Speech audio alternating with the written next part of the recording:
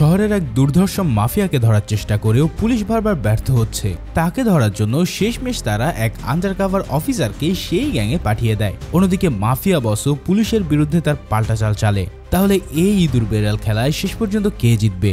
দুই দলের স্পাইদের মধ্যে লড়াইয়ের শেষ হাসিটা কার হবে? এই সব প্রশ্নের উত্তর পেতে হলে তোমাকে দেখতে হবে অসাধারণ crime action thriller movie the departed explanation. তো চলো আর প্যাচাল না বাড়িয়ে শুরু করা যাক আজকের মুভি এক্সপ্লেনেশন। মুভি শুরুতে আমরা আমেরিকার বোস্টন শহরের একটা গ্রোসারি স্টোরের দৃশ্য দেখতে পাই।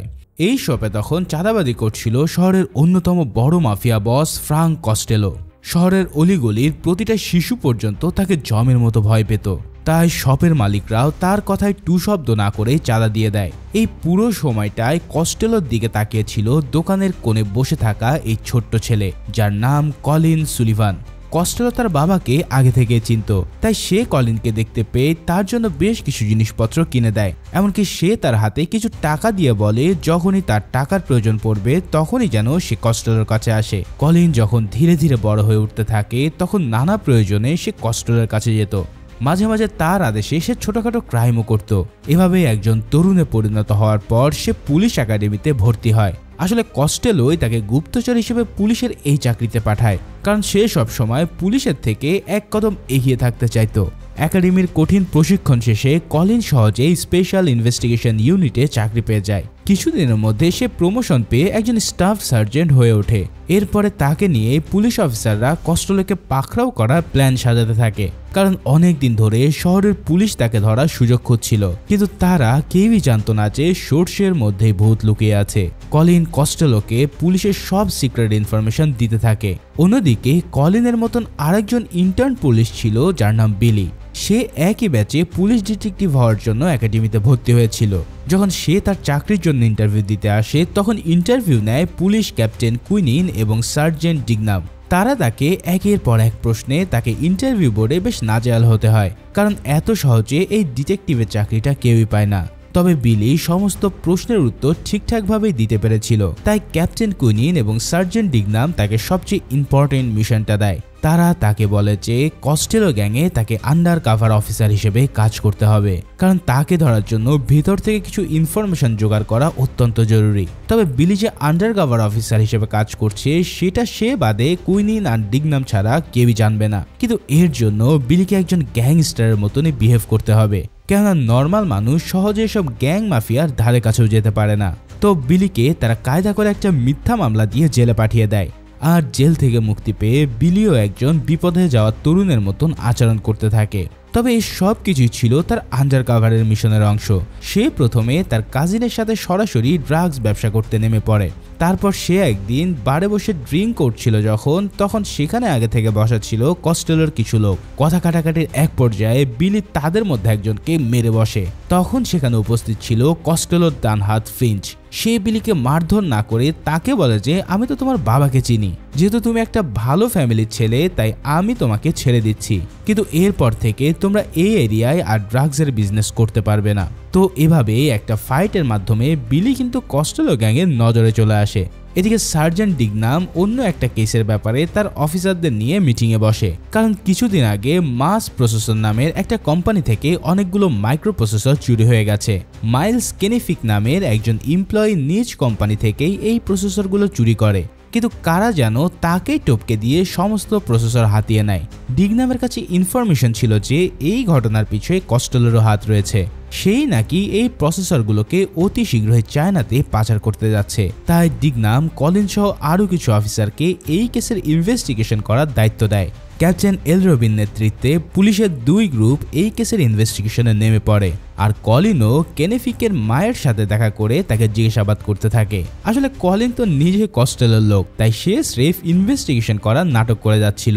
এর মধ্যে সে আবার পুলিশ ডিপার্টমেন্টের সাইকিয়াট্রিস্ট মেডিলিনকেও পচিয়ে ফেলে। তারা দুজনে প্রতিনিয়ত রেস্টুরেন্ট কিংবা বারে একসাথে সময় কাটাতে শুরু করে। অন্যদিকে বিলি আবারও একটা রেস্টুরেন্টের ভিতরে কিছু লোকের সাথে মারামারিতে জড়ায়, কিন্তু এবার যাদেরকে সে ধোলায় দেয় তারা ছিল কস্টেলোর রাইভেল গ্যাংয়ের লোক। এদের সাথে ফাইট করতে গিয়ে সে নিজেই তার হাতটা ভেঙে ফেলে। এরপর হাতে প্লাস্টার করিয়ে সে একটা পাবে বসে ড্রিঙ্ক করতে থাকে। তবে এবার হঠাৎ তার সামনে এসে হাজির হয় স্বয়ং কস্টেলো। সে তাকে পিছনের এক রুমে নিয়ে গিয়ে তার বডি সার্চ করতে থাকে। আসলে প্রথম ফাইটের পরেই কিন্তু সে কস্টেলোর নজরে চলে এসেছিল, তাই কস্টেলো জানতে চাইছিল যে বিলি আসলে কোনো পুলিশের গুপ্তচর কিনা। এরপর সে বিলিকে বলে যে কিছুক্ষণ আগে যাদের সাথে সে ফাইট করেছে তারা নিশ্চয়ই প্রতিশোধ নিতে আসবে, এখন তাদের হাত থেকে একমাত্র কস্টেলোই তাকে বাঁচাতে পারবে। এভাবে বডি সার্চ করতে করতে সে বিলির হাতের প্লাস্টারটাকেও খুলে নেয়। তারপর একটা বুট হাতে নিয়ে সে বারবার এই হাতের উপরে আঘাত করতে থাকে, কিন্তু প্রচন্ড ব্যথা সহ্য করেও বিলির মুখ দিয়ে বারবার একটা কথাই বের হয়, প্রতিবারই সে শপথ করে বলে যে সে পুলিশের লোক না। এরপর থেকে বিলির উপরে কস্টেলোর একটা বিশ্বাস জন্মে গেলে সে তাকে নিজের গ্যাংয়ে নিয়ে নেয়। তারপর থেকেই ফ্রেঞ্চির সাথে বিলিও কস্টেলোর হয়ে কাজ করতে থাকে। এর জন্য তাকে এমন অনেক ক্রাইম করতে হয় যা করার কথা সে ভাবতেও পারেনি। এদিকে কস্টেলো কিন্তু বেশ কিছুদিন আগে দুজন লোককে নিজের হাতে মার্ডার করেছিল। এই মার্ডার কেসের ইনভেস্টিগেশনটাও কলিনের হাতে এসে পড়লে সে কিছু অফিসারদের নিয়ে একটা ছোট্ট টিম বানিয়ে নেয়, কিন্তু গোপনে ঠিকই সব খবরাখবর সে কস্টেলোর কাছে পাচার করতে থাকে। অন্যদিকে সে নিজে আবারও তার সঙ্গীদের বলে দেয় যে তার ধারণা পুলিশের ভিতরে কেউই কস্টেলোর হয়ে কাজ করছে। এদিকে বিলিও কিন্তু কস্টেলোর পাশে থাকার সময় নিজের শরীরে মাইক্রোফোন নিয়ে ঘুরতে থাকে, ফলে অন্য পাশ থেকে কস্টেলোর সব কথা শুনতে থাকে কুইনিন আর জিগনাম। মানে পুলিশ আর ক্রিমিনাল এই দুই পক্ষই একে অপরের পিছনে গুপ্তচর লাগিয়ে দিয়েছে। কলিন কিন্তু কস্টেলোর স্পাই হিসেবে তার কাজ বেশ ভালোভাবে করতে থাকে। যখনই পুলিশ কস্টেলোর বিরুদ্ধে কিছু একটা করার চেষ্টা করত তখনই কলিন সেটাকে কোনো না কোনোভাবে পণ্ড করে দিত। যে দুজন ব্যক্তিকে কস্টেলো কিছুদিন আগে মার্ডার করেছিল তাদেরকে মারার অভিযোগে পুলিশ তার এক সঙ্গীকে গ্রেফতার করে, কিন্তু কলিন তার কলিগদের মধ্যে থেকে কাউকেই সেই লোকটাকে দিয়ে ইন্টারোগেট করতে দেয়নি, বরং সে নিজেই তাকে জিজ্ঞাসাবাদ করার ভান করে তার হাতে ফোন তুলে দেয়। এরপর সেই লোকটাকে তার বাড়িতে ফোন করতে বলে, কিন্তু আসলে ইশারায় সে তাকে কস্টেলোকে ফোন করার ইঙ্গিত দিয়েছিল। সেই লোকটাও তার মাকে ফোন করার ভান করে কস্টেলোকে ফোন করে জানায় যে আজ তাদের আস্তানায় পুলিশের একটা রেড পড়তে চলেছে। আর কলিন ঠিকই একইভাবে রেডটাকে সফলভাবে ভেস্তে দেয়, কারণ তার কথায় লোকটা যখনই কস্টেলোকে ফোন করে তখন সে বুঝে যায় আজ তার আস্তানায় রেড পড়তে চলেছে। তাই পুলিশ আসার আগেই সবকিছু জ্বালিয়ে দিয়ে সে তার দলবল নিয়ে সেখান থেকে কেটে পড়ে। কলিন ঠিক একইভাবে একের পর এক ইনভেস্টিগেশন পণ্ড করতে শুরু করে। অন্যদিকে বিলিও কিন্তু ততদিনে কস্টেলোর কাছের একজন লোক হয়ে উঠেছিল, কিন্তু এর জন্য সে নিজে কস্টেলোর সব অপরাধগুলোর সাথে জড়িয়ে পড়তে বাধ্য হয়। প্রতিদিন চোখের সামনে ইনোসেন্ট লোকদের মরে যেতে দেখে সে মানসিকভাবে বিগড়ে যেতে শুরু করে। সে লিটারেলি ট্রমা আর স্ট্রেসের মধ্যে দিয়ে যেতে থাকে। তাই কুইনিন আর জিগনাম যখন তার সাথে দেখা করে তখন সে তাদেরকে শীঘ্রই এই মিশন শেষ করতে বলে। তারা তাকে জানায় যে কস্টেলোর বিরুদ্ধে একটা সাজানো গোছানো কেস দাঁড় করাতে তাদের আরো কিছু সময় লাগবে, তাই আর অল্প কিছুদিন বিলিকে এই সব কিছু সহ্য করে যেতে হবে। এছাড়াও তারা তাকে এটাও জানায় যে পুলিশের ভিতরেই কস্টেলোর এক গুপ্তচর রয়েছে, তাই এখন থেকে তাকে চোখ কান খোলা রেখে খুব সাবধানে কাজ করতে হবে।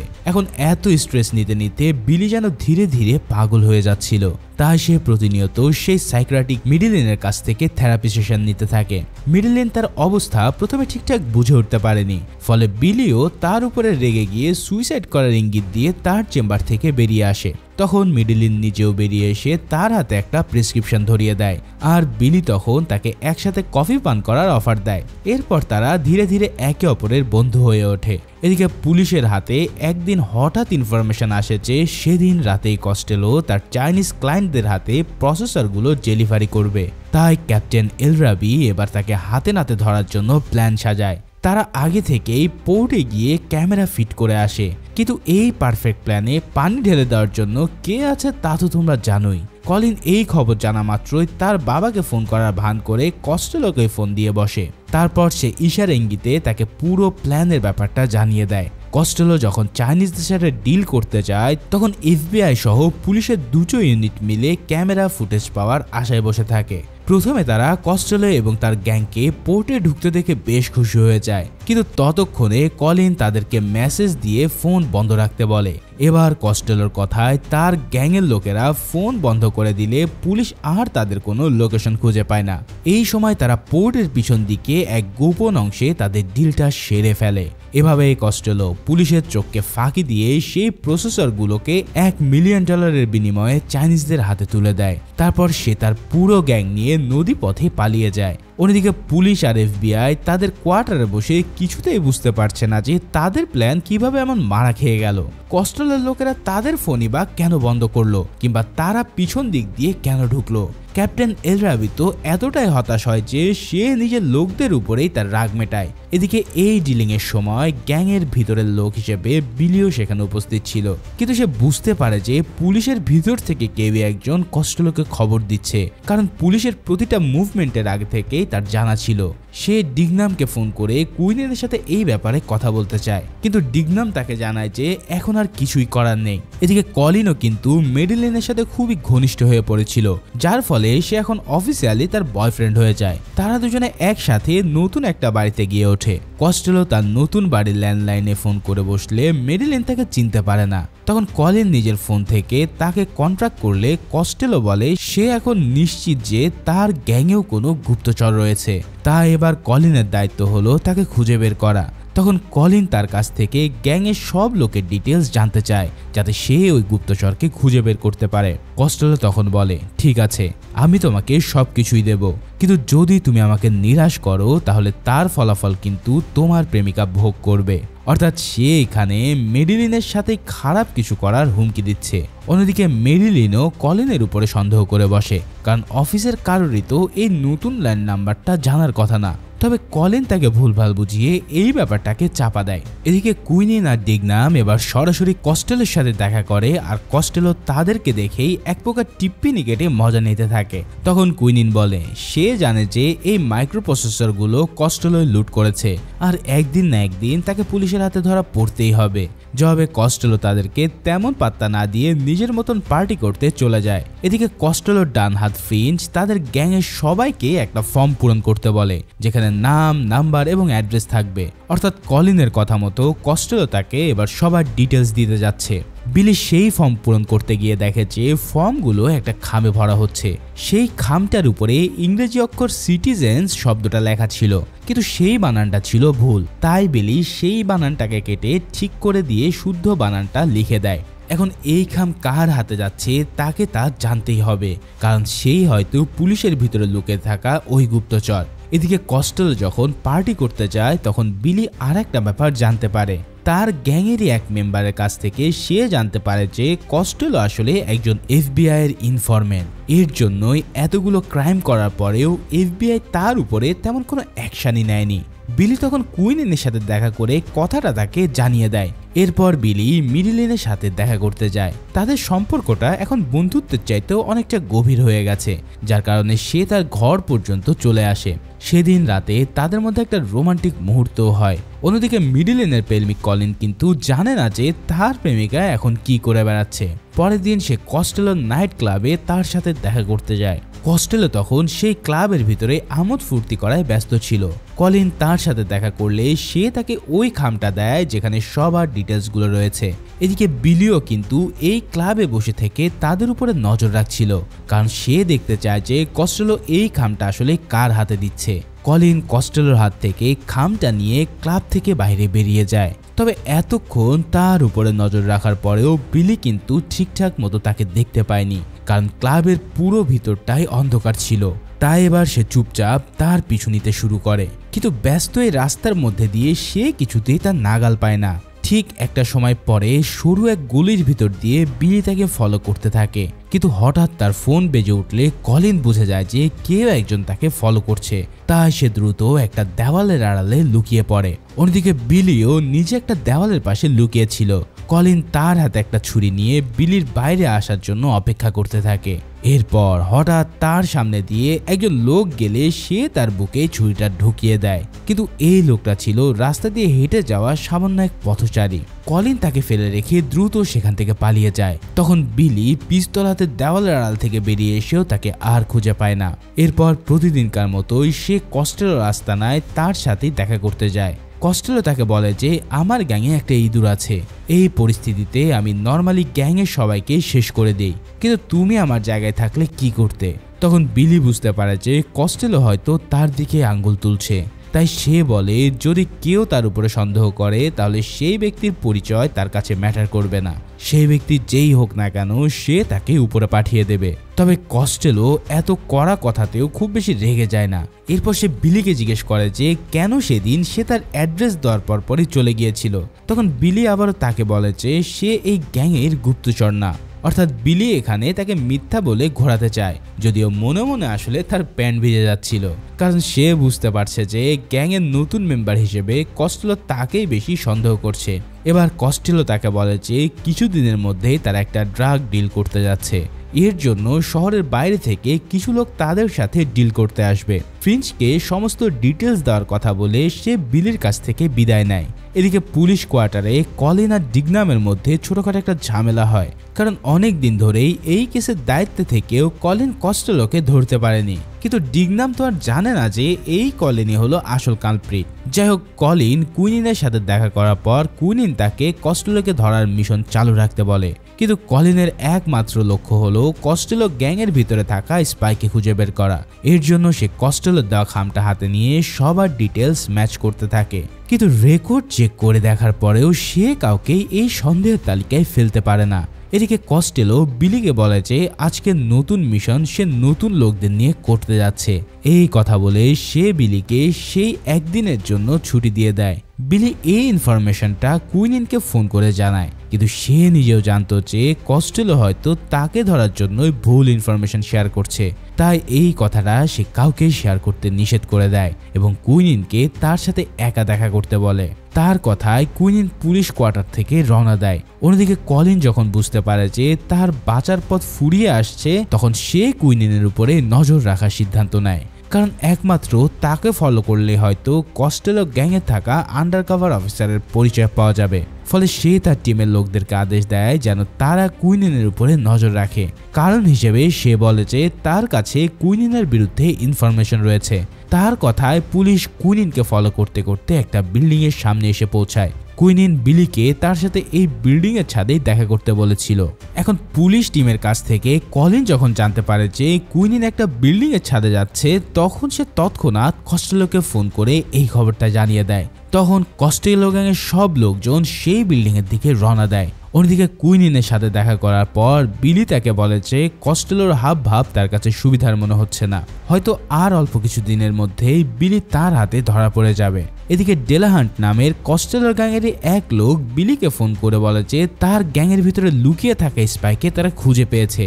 তার মুখ থেকে সে ওই বিল্ডিং এর নাম্বার শুনে যেই বিল্ডিং এ তারা এখন দাঁড়িয়ে রয়েছে। মানে তারা তো আর জানে না যে বিলি হলো সেই স্পাই, কারণ যখন কস্টেলো দেখে যে তার বলা ভুল ইনফরমেশনগুলো পুলিশের কাছে যায়নি, তখন সে ভেবে নেয় যে বিলি সেই স্পাই হতে পারে না। তাই তার গ্যাংয়ের লোকেরা একজন নর্মাল গ্যাং মেম্বার হিসেবে তাকে ফোন করে। এদিকে এই ফোন পেয়ে বিলি বুঝতে পারে যে হয়তো কুইনিনকে ফলো করা হয়েছে, তাই এই বিল্ডিং থেকে যে করেই হোক দ্রুত সরে পড়তে হবে। কিন্তু নিচে নামতে গিয়ে তারা দেখে যে ততক্ষণে কস্টেলোর লোকেরা সেখানে পৌঁছে সিঁড়ি দিয়ে উপরে উঠে আসছে।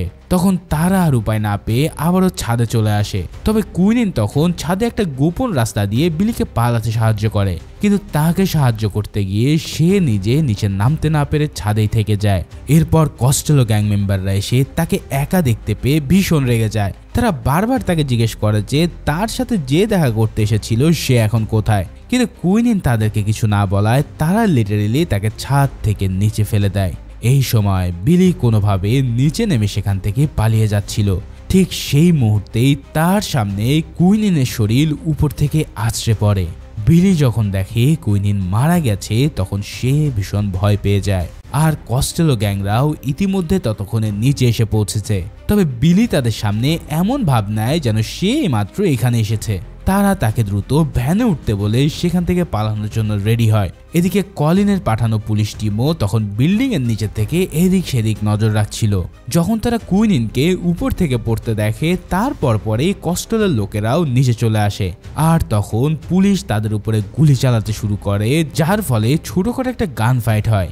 এই গোলাগুলিতে পুলিশ এবং কস্টেলোর লোকদের বেশ কয়েকজন আহত হয়। তবে শেষমেশ কস্টেলোর পাঠানো গ্যাংস্টাররা কোনোভাবে সেখান থেকে পালিয়ে যায়। এখন তাদের মধ্যে গুরুতর আহত ডেল হান্টের মৃত্যুর আগে বিলিকে বলে যে সে জানে বিলি হলো তাদের গ্যাংয়ে থাকা স্পাই, কারণ সে বিলিকে ফোন করে ভুল অ্যাড্রেস দিলেও বিলি ঠিকই ওই বিল্ডিংয়ে এসে পৌঁছেছিল।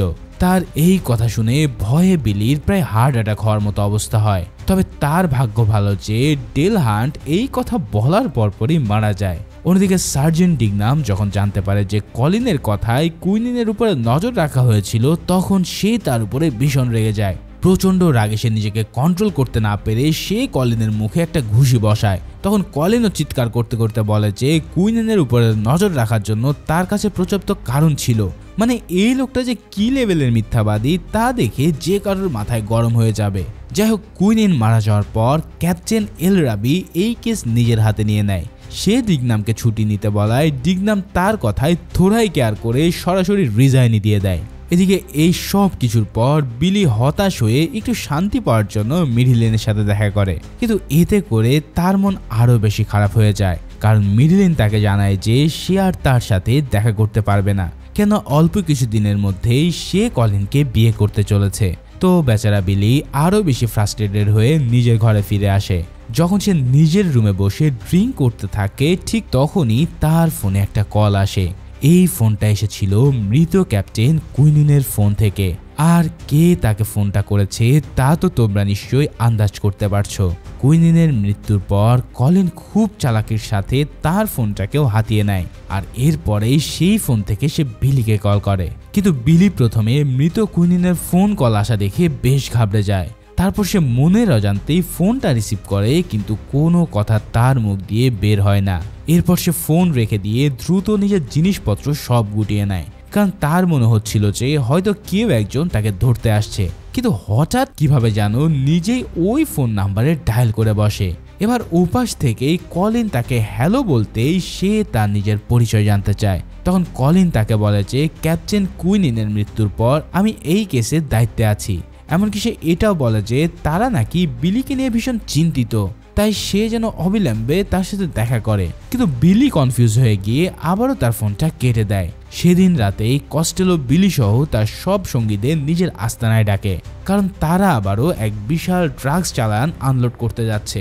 এখন রওনা দেওয়ার আগে কস্টেলো টিভিতে দেখতে পায় যে পুলিশের সাথে শুট আউটে মারা যাওয়া ডেলা হান্ট নাকি পুলিশেরই একজন গুপ্তচর ছিল।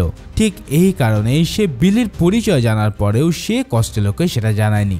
যাই হোক, ডেলা হান্ট যে একজন স্পাই এই কথাটা কিন্তু কস্টেলো একদম বিশ্বাস করে না। সে ভাবে যে পুলিশ আসল গুপ্তচরকে লুকানোর জন্য একটা মিথ্যা কথা রটিয়েছে। সে যথারীতি তার ড্রাগ কনসাইনমেন্ট আনলোড করার জন্য সাঙ্গপাঙ্গদের সাথে নিয়ে বেরিয়ে পড়ে। এদিকে কলিনের চোখে হঠাৎ কুইনিনের ডেস্কের উপরে থাকা একটা ফাইলের দিকে যায়। এই ফাইলে কস্টেলোর ব্যাপারে থাকা নানা ইনফরমেশনের পাশাপাশি এটাও লেখা ছিল যে সে একজন FBI ইনফরমেন্ট। এই কথা জানতে পেরেই কলিন প্রচন্ড ভয় পেয়ে যায়, কারণ যদি কস্টেলো FBI এর ইনফর্মার হয় তাহলে FBI তো তার ব্যাপারেও জেনে যাবে। তাই ক্যাপ্টেন এল রাবির লোকেরা যখন কস্টেলোকে ফলো করতে থাকে তখন সে তাদেরকে থামিয়ে দেয়। তারপর সে বলে কস্টেলো তার লোকদের নিয়ে কোথায় যাচ্ছে তা সে জানে, কেননা গ্যাংয়ের ভিতরে লুকিয়ে থাকা কুইনিনের ইনফর্মার তাকে সরাসরি ইনফরমেশনটা দিয়েছে।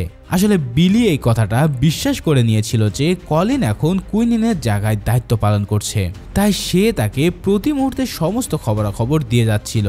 তো কলিন পুরো পুলিশ ফোর্সকে নিয়ে কস্টেলোকে মারার উদ্দেশ্যে রওনা হয়, কারণ যদি সে কোনোভাবে অন্য কারোর হাতে ধরা পড়ে তাহলে তার নিজেরও 12টা বেজে যাবে। কস্টেলো ততক্ষণে তার সেই ড্রাগসগুলোকে আনলোড করার জন্য জায়গা মতো পৌঁছে গিয়েছিল। এদিকে বিলি সেই অ্যাড্রেসটা কলিনকে দিয়ে দিলে পুলিশ সেদিকে রওনা হয়। অন্যদিকে ড্রাগস লোড করা শেষ হলে বিলি তার সঙ্গীদের বলে যে সে পিছনের গাড়িতে থাকা ড্রাগসগুলোকে একবার চেক করতে যাচ্ছে, কারণ বিলি জানতো কিছুক্ষণের মধ্যে এখানে একটা শুট আউট হবে। পুলিশ আগে থেকেই কস্টেলোর উপরে হামলা করার জন্য ঘাপটি মেরে বসেছিল। বিলি কোনোভাবে সেখান থেকে সটকে পড়লে কস্টেলো তার সামনে থাকা পুলিশের গাড়িগুলো দেখতে পায়। সাথে সাথে দুপক্ষের মধ্যে এক তীব্র গোলাগুলি শুরু হয়। এই শুট আউটে বিশাল পুলিশ ফোর্সের সামনে কস্টেলোর গ্যাং তেমন সুবিধা করতে পারে না। তার গ্যাংয়ের বেশিরভাগ গ্যাংস্টারই পুলিশের গুলিতে মারা পড়ে। এমনকি ফিঞ্চও পালাতে না পেরে নিজেকে গুলি করে সুইসাইড করে নেয়। এত কিছুর মধ্যে নিজের পুরো গ্যাং সাফ হয়ে যাওয়ার পরেও কস্টেলো কোনোভাবে বেঁচে ছিল। এবার কলিন তার সামনে এসে তাকে জিজ্ঞেস করে যে এফবিআই তার ব্যাপারে কিছু জানে কিনা।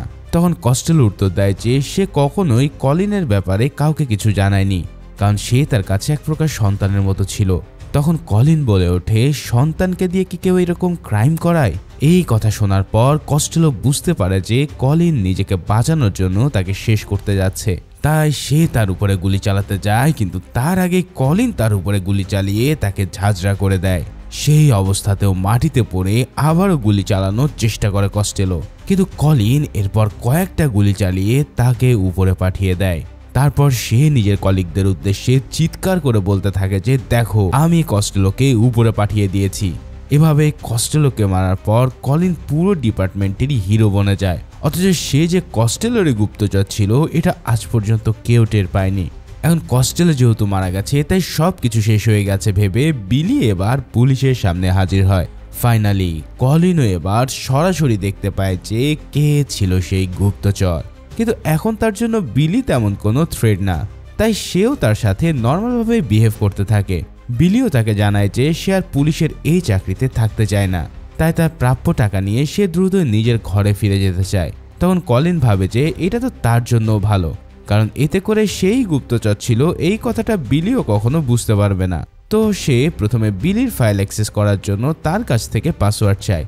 বিলি তাকে পাসওয়ার্ড দিয়ে দিলে সে পাশের রুমে গিয়ে সেই পাসওয়ার্ড ব্যবহার করে তার রেজিগনেশন ফাইল রেডি করতে থাকে। তবে এরই মাঝে হঠাৎ বিলির চোখ কলিনের ডেস্কের উপরে পড়ে।